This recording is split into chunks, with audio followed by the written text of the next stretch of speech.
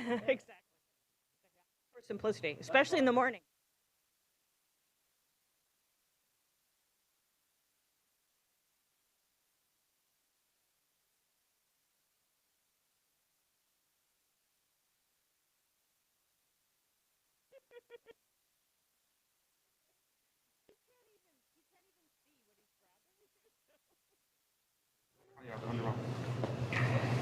It's right here.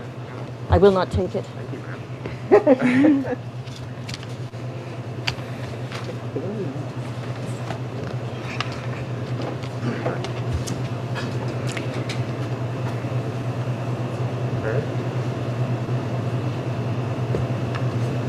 Good morning.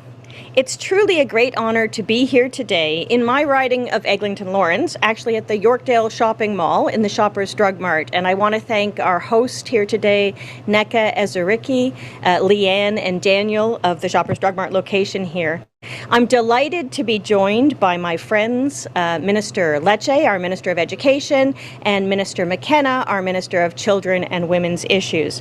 And as well, we're joined by Jeff Leisure, President of Shoppers Drug Mart, and Keith Bebeyon, President of the Ontario Student Trustees Association. I know this announcement has been in the works for a long time, and I know how long Minister Lecce has been in talks to make this happen. And I'm very glad that Shoppers Drug Mart has generously stepped up and has taken the lead in partnership with the Ontario government to support our young female students. Our government continues to set up students for success, and this announcement will assist with just that. Through this joint partnership that focuses on young women's health, our government is enabling all young female Ontarians to flourish and grow, including those who otherwise might face challenges doing so. I'd now like to invite my colleague and my friend, Minister Jane McKenna, to tell us a bit more about this important announcement. Thank you.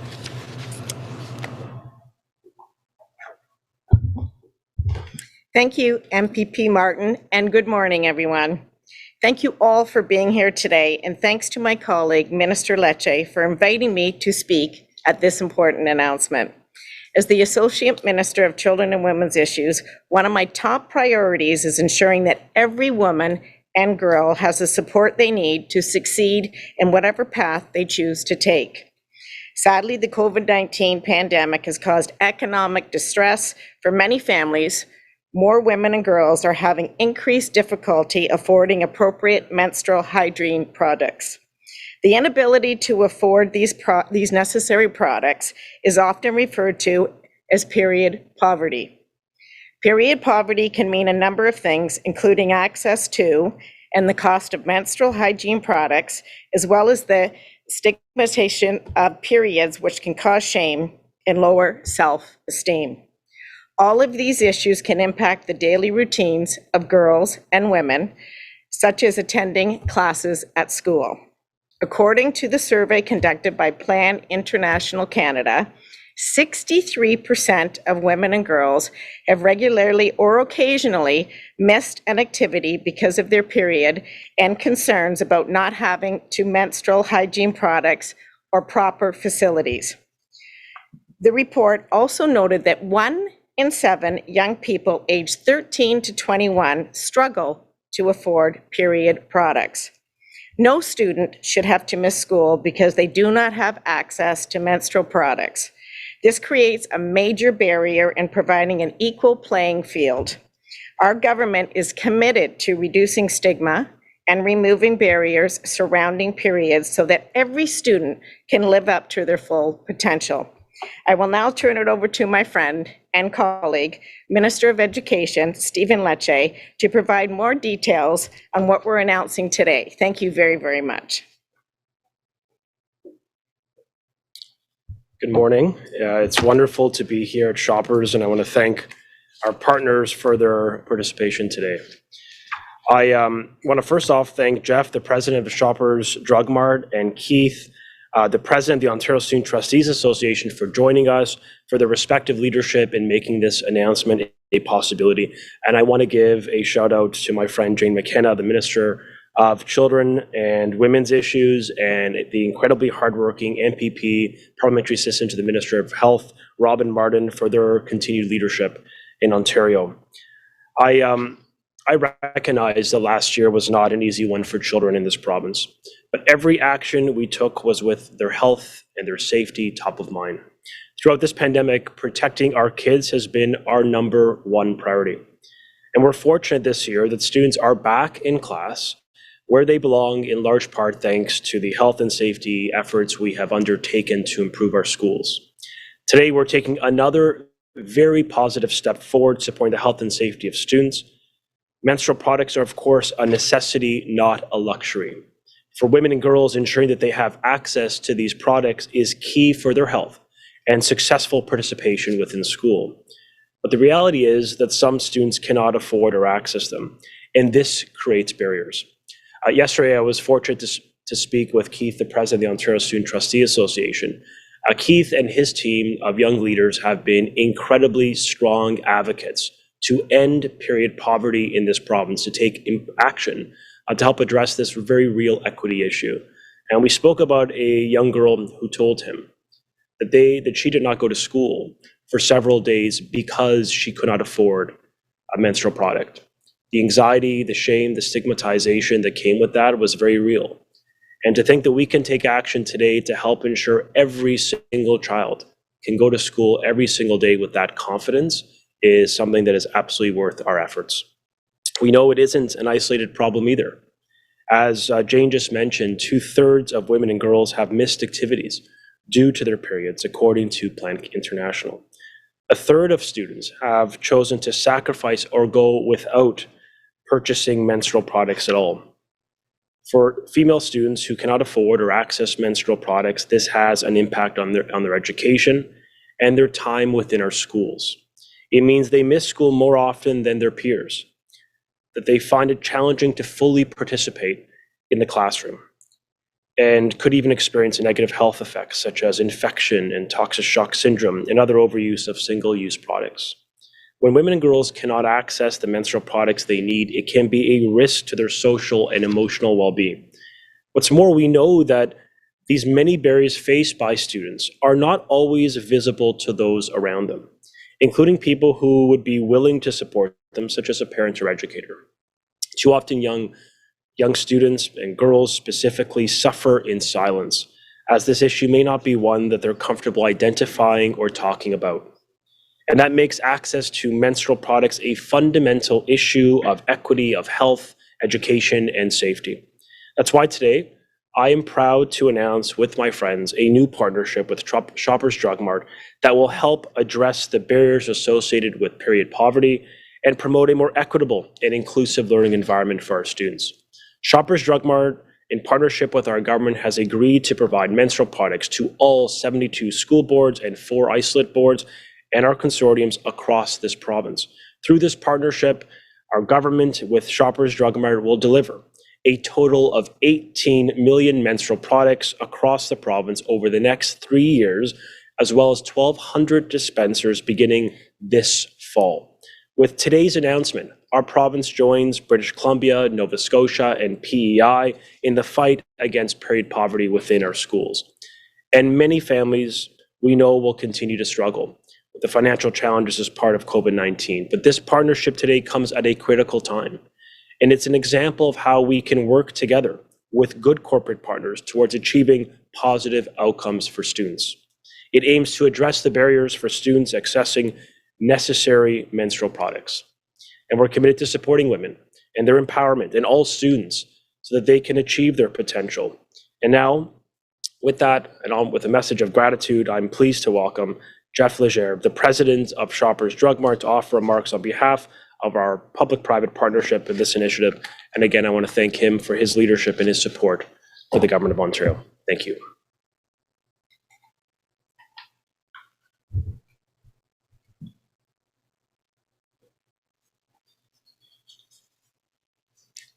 Thank you, Minister Lecce. Good morning, and thank you all for joining us today.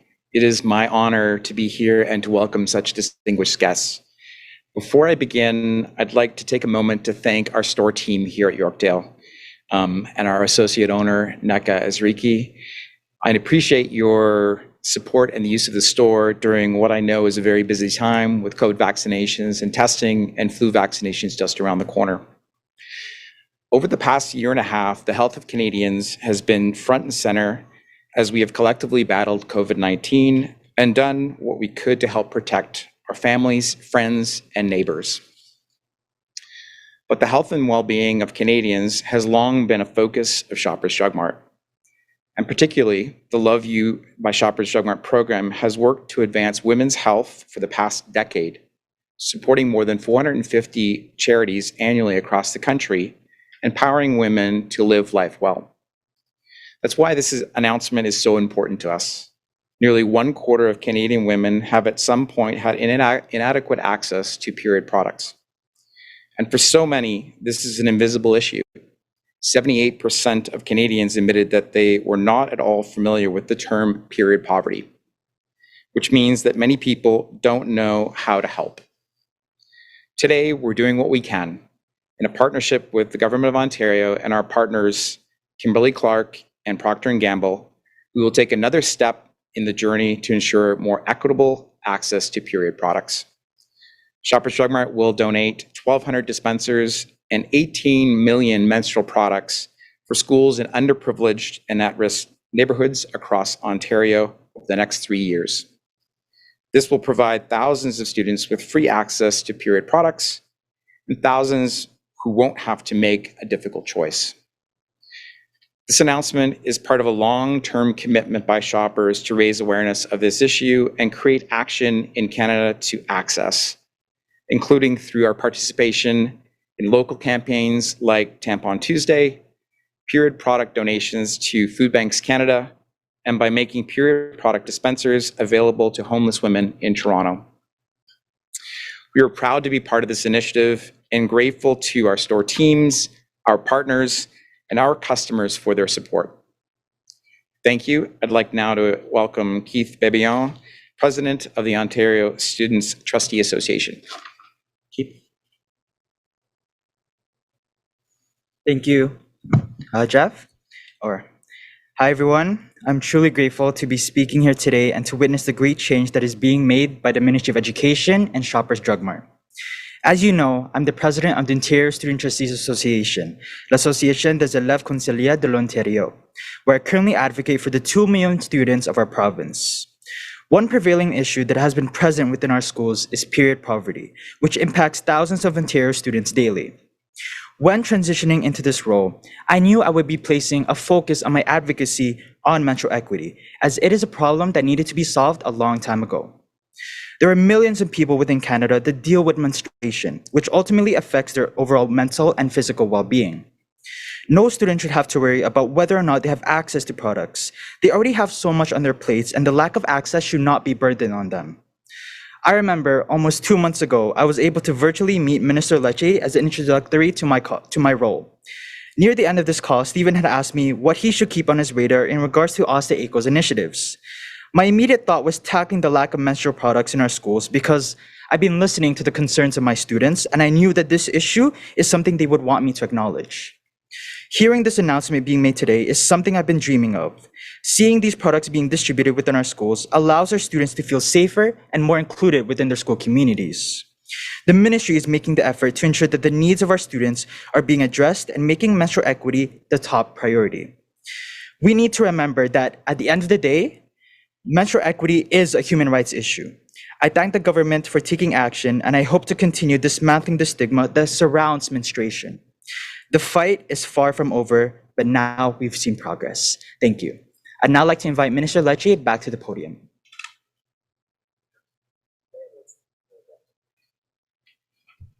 And we'll go to the phone lines for questions. Just a reminder, it's one question and one follow-up. First question. Ladies and gentlemen, as a reminder, should you have a question, please press *1. Your first question comes from Cynthia Mulligan with City News. Please go ahead. Good morning, Minister Lecce.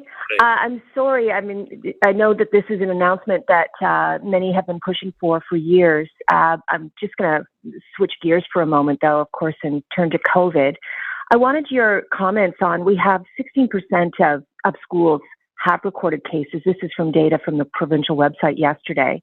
What are your thoughts on this? I mean, it has been steadily going up, and I believe about a third of cases, all COVID cases, now come from schools, although I recognize that the Chief Medical Officer of Health says they largely come from outside in the community. But what are your thoughts on containing them in the schools Sure. and ensuring that this school year continues? Yeah, thank you. First off, it's great to have you back on a personal level, and your story has been very inspiring to the province. First off, the Chief Medical Officer of Health has been clear that our schools have remained safe with very robust layers of protection in place. About 87% of cases he reported that have been reported in our school have come from the community. Now, with that said, we have the overwhelming majority, 99.9% of our schools are open today and 2 million kids are learning today. That's an amazing progress. That is a reflection of our collective efforts to keep the transmission levels down in the community that can be reflected within our schools. The layers of protection on masking indoors, likewise the enhancement of cleaning, the new testing options like the PCR take-home test, in addition to the newly announced rapid antigen screening program that was unveiled on a risk basis by the Chief Medical Officer of Health, is designed, to your question, to reduce the number of kids staying home, to make sure we increase presenteeism and get our kids back into school so they can stay in school, continuing to learn, appreciating that many of these kids have faced incredible disruption, and their parents rightfully expect them to be learning every day to make up that lost time. We have put in place a major emphasis on ventilation, and I think this is honestly something Ontario uniquely has led in. From last summer, over $600 million in dedicated one-time infrastructure improvements to mechanical ventilation systems, about $500 million over the past years in maintenance of those systems, and of course, additional money flowing to deploy HEPA units, 70,000 HEPA units. And just to be clear where those HEPA units are, if your child is in a school that does not have, regrettably, mechanical ventilation, while we're working on fixing that problem through the $600 million investment, every single learning space, a classroom, a gym, and likewise a tech lab will have a HEPA unit, at least one within it.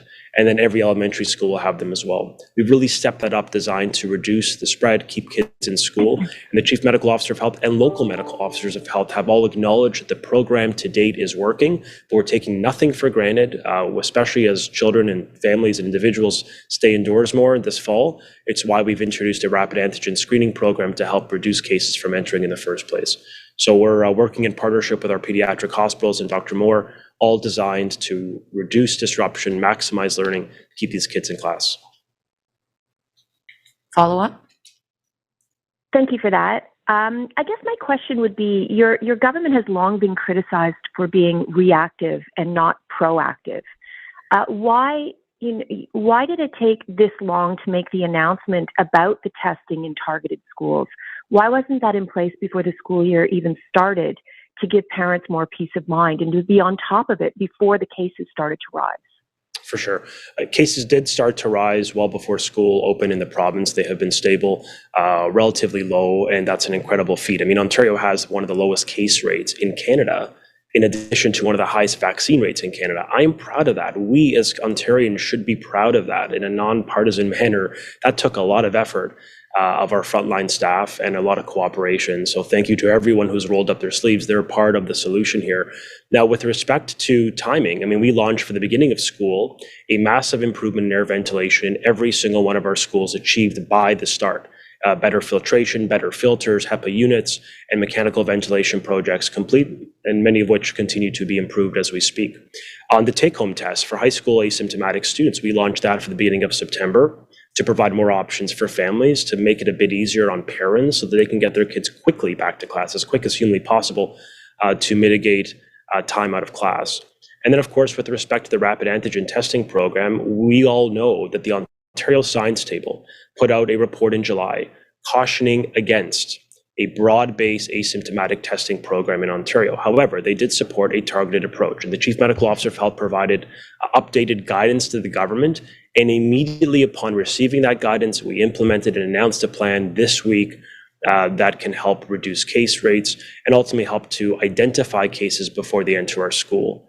We've really moved forward with the best emerging science, and we've taken action every step of the way, from ventilation to indoor masking to enhanced cleaning, to testing options that I think are making life a bit more affordable. And we're going to continue to do whatever it takes based on the emerging science and the medical advice and consensus around these interventions. But so far, they are working to keep cases down, and we're proud of that partnership. And we just want to continue to take nothing for granted so that kids can continue to learn. Next question. Your next question comes from Randy Rath with CHCH TV. Please go ahead. Yeah, hi. Thanks for taking my question. In Waterdown today, at a high school, there is a protest by students over the announcement yesterday of the school's dress code.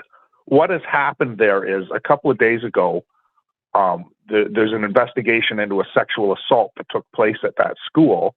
And then a couple of days later, they re-announced their dress code, which says no crop tops, no tank tops. Is it tone deaf of the school to re-announce their dress code for young women after a sexual assault investigation has been launched? Yeah, obviously, I think what I can say just with respect to these allegations related to young students, I mean, obviously deeply troubling that these incidents can happen both in class and online, and young people and young girls notably can be victimized as a consequence. So I think sensitivity needs to prevail here with how we roll out these decisions and engaging the community, particularly students. I'm sure many young female voices in that school would have a strong opinion. And I would always encourage leaders in our communities to listen to young people. I think they have really important recommendations to government. And the reason why we're here today is because we're following the best advice and the strong advocacy of Keith and his team and other women and other men across Ontario who really stepped up to make sure their voices are heard. It concerns me that when we have incidents of sexual assault taking place in our schools and our campuses. For young people, we take zero tolerance of this. We have strengthened protections for victims, and we take a zero tolerance when it comes to the legal side of this, making sure that criminals that are engaged in this activity are held accountable for their crimes. Follow-up? Isn't this victim shaming, though? So say that one more time, Randy. Isn't this victim shaming? I don't know the details of this incident, other than to say I think a level of sensitivity needs to be adopted when we're talking about an issue as profound and disturbing as a sexual assault. I think political leaders and leaders in general need to be going eyes wide open and follow the perspectives and the lived experiences of those who have been victims of that experience and other students in the school. Optics are important. I think words matter in these scenarios. But I also think action is most important, and I hope that there's a thorough investigation to hold those that are responsible to account. Next question. Your next question comes from Linda Ward with CBC. Please go ahead. Hi, good morning, Minister. I just want to Morning. ask you about the distribution piece of your announcement today. Will these products go out to every school or just high schools or elementary schools involved, and who decides who gets them? Sure. So Shoppers has, in partnership with the government, provided 1,200 dispensaries. They will be provided to all 72 school boards in the province. They will then decide where to deploy it based on need within those schools. They're going to be available, yes, principally to high school students, but they're also going to be available to high school, elementary and middle school students for those children that may require it. So it's a fairly broad application. School boards will make decisions based on demand and need. We're going to measure the utilization rates. We've got 18 million committed over the next 3 years, a significant increase. And of course, appreciating some boards, like in Toronto, already have a similar program in scope. So this is going to build upon the work of some of our school boards. It's going to provide access to literally tens of thousands of children in Ontario that will need it. And keep in mind, not every child will require a menstrual product, similar to not every child will require a mask within our school from the government. They may bring their own. It's for those that need it that they're going to get it. From an equity perspective, I do not want any children in this province to stay home because they cannot afford a pad.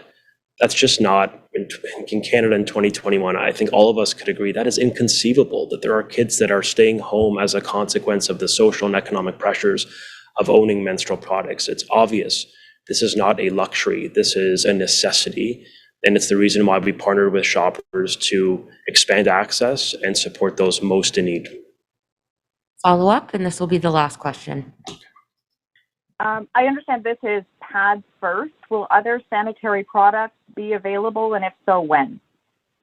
It is pads that will be provided 18 million of which over the next 3 years. We're going to evaluate and get feedback from students participating to look if other menstrual products, including tampons, can be extended. We're going to consult, we're going to listen to students, and we're going to continue to do it in partnership with Shoppers. That's been a great partner with us, including our student leaders who have been calling on this for many years. So this is sort of our first phase of this initiative, and we hope to continue it, expand upon it, and build upon the good work we've done today to support women and girls in Ontario. Okay, thank you so much.